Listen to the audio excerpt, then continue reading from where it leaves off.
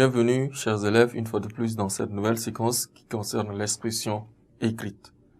L'expression écrite est le titre ou bien est la leçon de notre séquence actuelle avec pour titre « Récit d'épreuves terrifiantes ». Récit d'épreuves terrifiantes. Eh bien, qu'est-ce que cela voudrait dire? Nous allons le découvrir dans les lignes suivantes. Mais avant, il faut dire à la fin de cette séquence, bien sûr, nous serions à mesure de réciter une épreuve terrifiante, quelconque ou bien quelque part. Eh bien, pour raconter ou décrire des épreuves terrifiantes, il faut savoir choisir son vocabulaire. Bien accrocher le lecteur à l'auditoire, entretenir les suspens de manière à amener l'auditoire à chercher à découvrir l'issue de l'épreuve. Le suspense permet de tenir en haleine notre interlocuteur, notre auditoire et notre lectorat.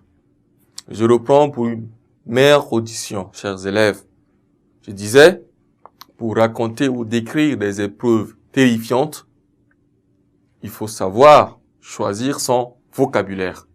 C'est du genre savoir utiliser les mots qui peuvent capter surtout l'attention de ceux qui nous suivent lors de notre description de ces épreuves terrifiantes.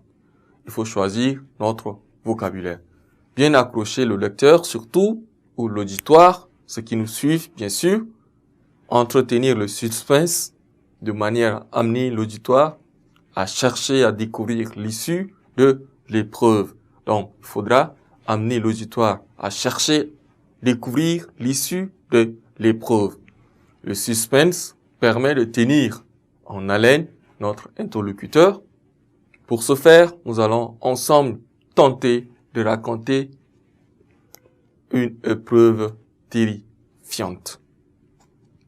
Un jour, dans la forêt dense, en pleine forêt, un chasseur égaré s'était retrouvé par hasard face à un lion couché.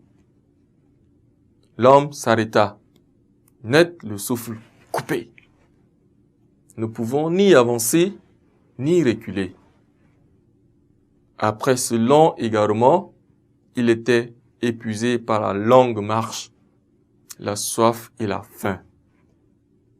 Devant cette situation terrifiante, bien évidemment, à savoir, il s'est trouvé devant un lion. C'est une situation terrifiante. Personne n'aura souhaité faire face à un lion en tant qu'homme. Alors, le chasseur comprit qu'il n'avait pas d'autre issue. Il retrouva, comme par enchantement, ses réflexes naturels. Se défendre. Il doit tuer l'animal, mais comment le tuer? Lui qui n'a ni force, ni réserve, moins encore d'autres alternatives. Dans ce dénouement, il décida d'engager le combat. Aussitôt, l'animal sentit la menace qui pèse sur lui et dut se mettre sur sa défensive. Il se dressa sur son séant, sortit ses griffes, ouvrit grandement les yeux.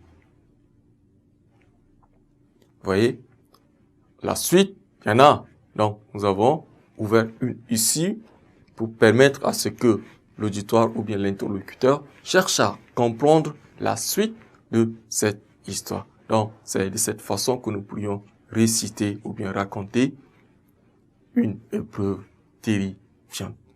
Ainsi, une fois de plus, merci pour votre aimable compréhension. Attention, chers élèves, autant pour moi, pendant cette séquence. Restons ensemble pour une nouvelle séquence dans un instant.